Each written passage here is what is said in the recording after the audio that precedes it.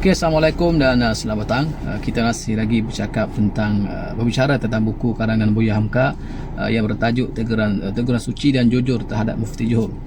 Jadi hari ini kita tengok jawapan Hamka secara ringkas tentang dakwaan yang menyatakan bahawa disebabkan kaum muda lah telah menyebabkan lebih kurang dalam 10 juta orang telah murtad dan telah memeluk agama Kristian. Jadi adakah benar ataupun tidak dakwaan ini? Maka bagi menjawab tentang kenyataan ini, Hamka secara ringkas dalam buku ini telah menceritakan kepada kita tentang sejarah kemasukan awal agama Kristian ke tanah Melayu dan juga ke tanah Indonesia, iaitu pada tahun 1511 setelah kedatangan Portugis di Melaka dan juga di Maluku. Maka setelah itu berlakulah penyebaran agama Kristian yang dilakukan oleh mubalim-mubalim mereka, tidak kira daripada mazhab Protestan ataupun mazhab Katolik. Dan menurut Hamka, dakwah mereka tidak berjaya di Semenanjung kerana di Semenanjung penduduk telah pun memeluk agama Islam. Adapun di beberapa tempat seperti Ambung, mereka berjaya kerana keadaan masyarakat setempat itu masih lagi berada dalam keadaan jahiliah menurut Hamka. Jadi di antara usaha mereka untuk menarik penduduk setempat terhadap dakwah mereka dengan dana yang besar telah mendirikan sekolah-sekolah, mereka mendirikan juga hospital-hospital dan juga rumah-rumah untuk anak yatim.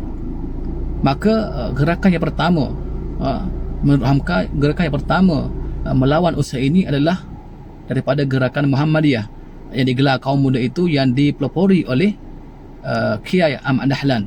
Kiai Ahmad Dahlan, beliau juga telah mendirikan sekolah, telah mendirikan rumah-rumah sakit, hospital dan juga rumah untuk anak yatim.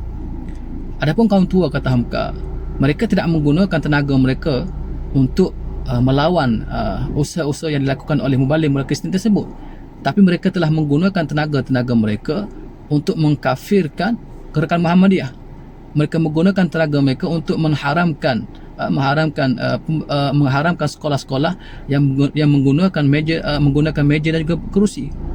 Maka kata Hamka, jika ini berlaku pada tahun 1912, maka ia tidaklah merupakan satu perkara yang ganjil, kerana masyarakat ketika itu masih lagi berada keadaan bodoh, kata Hamka. Namun yang pelik yang masih lagi berlaku pada tahun tuduhan tersebut masih lagi berlaku pada tahun 1958. Okey. Dan juga Hamka menjawab dari segi angka, kalau dicampur mazhab Protestan dan Katolik yang ada di Indonesia ketika itu, jumlah mereka adalah tidak sampai sehingga 6 juta. Jadi di manakah almarhum Mufti mendapat jumlah orang Kristian di Indonesia sehingga 10 juta?